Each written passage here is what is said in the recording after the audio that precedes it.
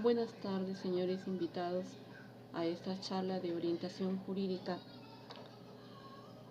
de la Universidad Católica Los Ángeles de Chimbote. Soy Nilda León Vía, estudiante de la Facultad de Derecho y Ciencias Políticas de la Universidad Los Ángeles de Chimbote, a través del Servicio Social Universitario del curso de Responsabilidad Social. Brindamos orientaciones jurídicas en esta oportunidad respecto al tema de los derechos que se suspenden o restringen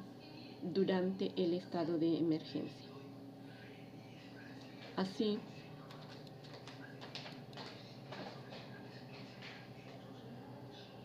el Poder Ejecutivo, a través del Decreto Supremo número 135/2020 de la Presidencia del Consejo de Ministros,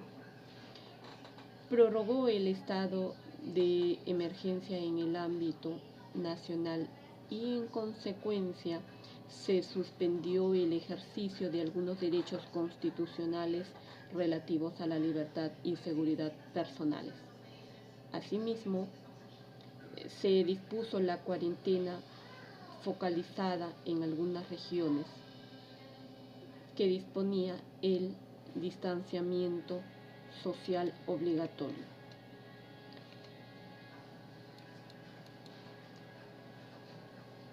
Por lo que, de conformidad con el artículo 137 de la Constitución Política de nuestro Estado, al respecto dice que es potestad del presidente de la República decretar el estado de emergencia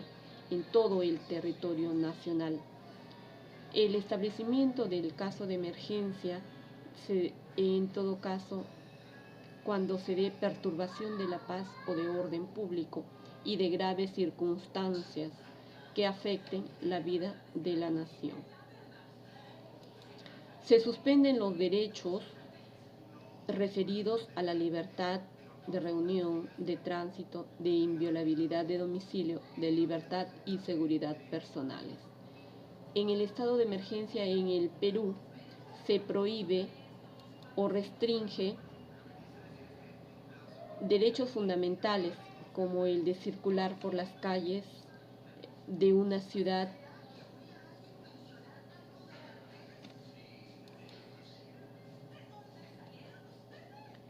permanecer en lugares públicos dentro del horario comprendido cuando iniciamos el aislamiento social, y la declaración de emergencia se daba entre las 10 de la noche hasta las 4 de la mañana del día siguiente,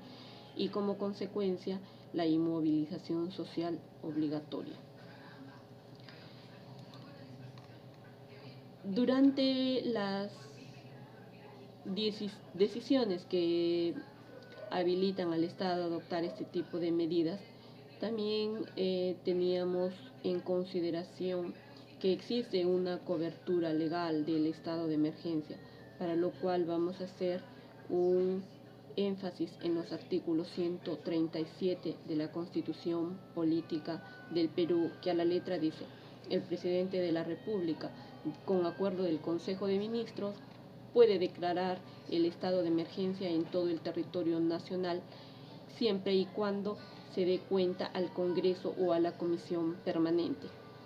los estados de excepción en que este artículo se encuentre. Asimismo, esta emergencia o este estado de emergencia se decretará en caso de perturbación de paz o del orden interno, también de catástrofe o de graves circunstancias que afecten la vida de la nación. Asimismo, se restringían ciertos derechos relativos a la libertad, seguridad personales, inviolabilidad de domicilio, la libertad de reunión y de tránsito, y en el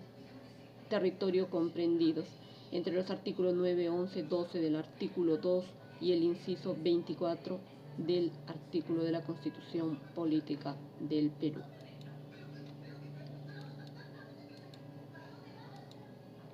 Del estado de emergencia,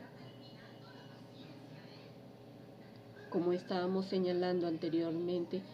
implica que se restringen derechos fundamentales, entre ellos el de circular por las calles de permanecer en lugares públicos dentro del horario comprendido como prohibido y por consecuencia la inmovilización social obligatoria.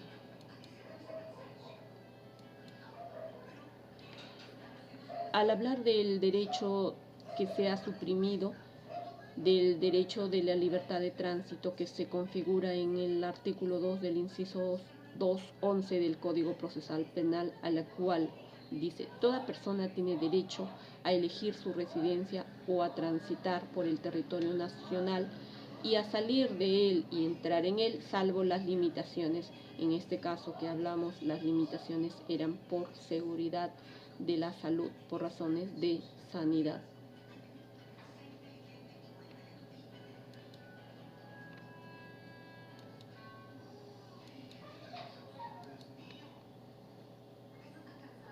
El derecho a la inviolabilidad, que también está suspendido, solo se daba por la autoridad debidamente identificada o calificada. En ese caso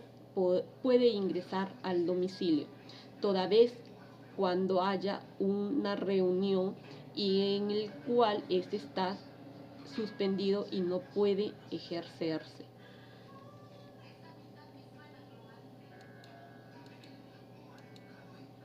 También los derechos restringidos, como quiera que sea, estos no son absolutos, en el sentido de que tienen su excepción. Por ejemplo, para quienes estaba permitido el desplazamiento de cualquier persona a tener acceso a servicios y bienes esenciales,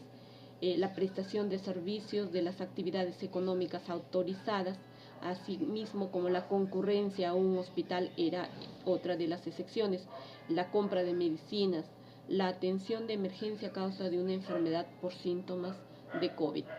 No cabe duda que esta clase de restricciones de los derechos fundamentales en horas de la noche y parte de la madrugada causaban una serie de malestares sociales, pero pues no podían ejercerse ninguno de estos 4 derechos constitucionales que están contemplados en nuestra Carta Política, pero sin embargo era una medida ejecutiva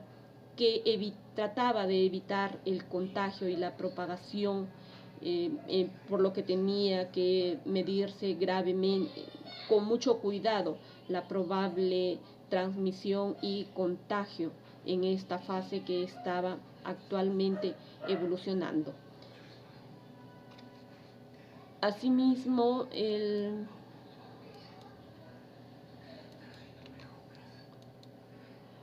como estuvimos señalando anteriormente, el artículo 137 de la Constitución Política del Perú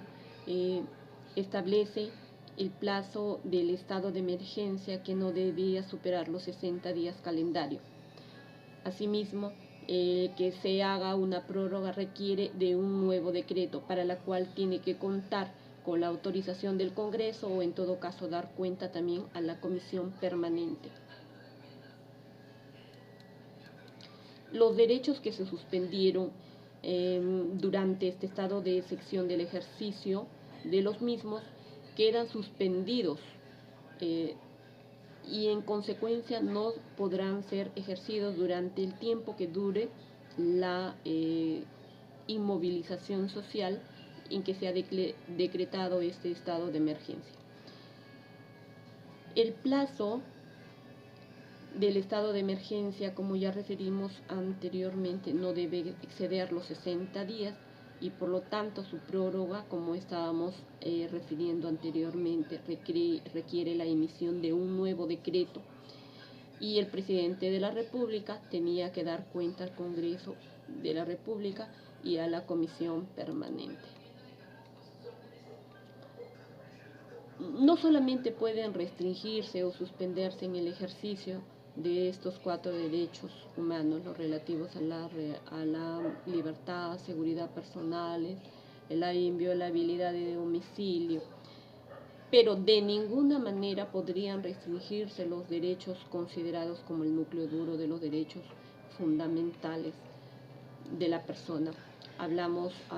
de los derechos estos intangibles que no se pueden poner en cuestionamiento. Hablamos del derecho a la vida, el derecho a la integridad personal, el derecho a la conciencia de religión, al derecho a la nacionalidad, el derecho a la integridad personal, el de las garantías judiciales, pero esto hay una excepción. Cuando se estableció la limitación a la actividad de los órganos jurisdiccionales, hubieron ciertos derechos que estuvieron restringidos, así como el plazo de la prisión preventiva para aquellos delitos, para aquellas personas que les habían sido impuestas ciertas medidas coercitivas. En este caso se estaba violando el derecho a la integridad personal, el derecho a las garantías judiciales, el derecho a un debido proceso, y en la cual estaba, en todo caso, fue puesto en relieve la actividad del abogado de su libre disposición para poder ejercer su derecho. Al respecto, la Convención Interamericana de Derechos Humanos y el Pacto Internacional referían que se debe respetar irrestrictamente todos estos derechos por ser inalienables a la persona, y su vulneración en estados de esta excepción habilita la jurisdicción constitucional para que a través de un proceso de habeas corpus o proceso de amparo se pueda estimar el derecho vulnerado o el derecho conculcado.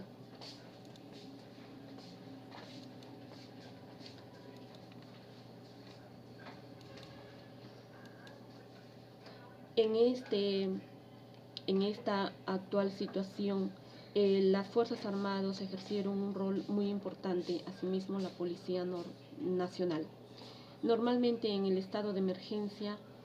nacional o toque de queda, como se conocía en la etapa del terrorismo, se activó o se puso en marcha estos toques de queda que se encuentran en manos de la Policía Nacional y Fuerzas Armadas, quienes se convierten en los custodios del orden a través de la imposición por la fuerza del cumplimiento de la ley o la disposición de la autoridad competente.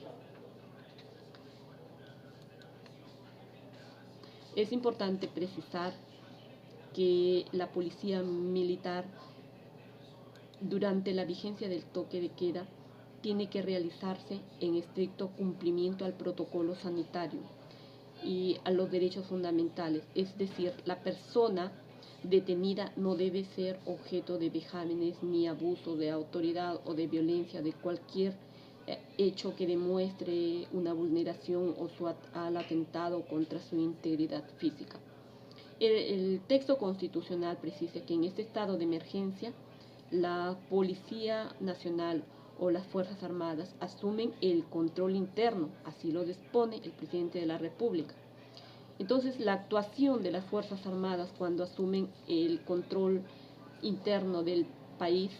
¿cuál debería ser su actuación? Donde se pone en manifiesto, donde se pone a disposición a la persona intervenida. ¿Cuál es la participación del presidente en todo caso de la República? ¿Cuál es la participación de los órganos encargados de la custodia de los derechos, de los órganos encargados de la persecución del delito, de los órganos encargados de administrar justicia? No cabe duda que al atravesar por una situación como esta, es interesante y es importante conocer cuál es el rol de las Fuerzas Armadas y de la Policía Nacional en función al respeto y debido acatamiento del principio de legalidad, por lo cual no se debe poner en discusión o duda lo que ya está establecido en nuestro texto constitucional, por lo que ponerlo a disposición en forma inmediata de la autoridad para que le corresponda a la autoridad encargada hacer su dilucidación del caso.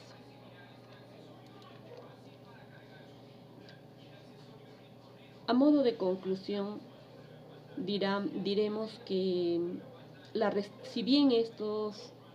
derechos restringidos durante el estado de emergencia nacional, en el cual se le impide circular a las personas por la calle, a no permanecer en lugares públicos,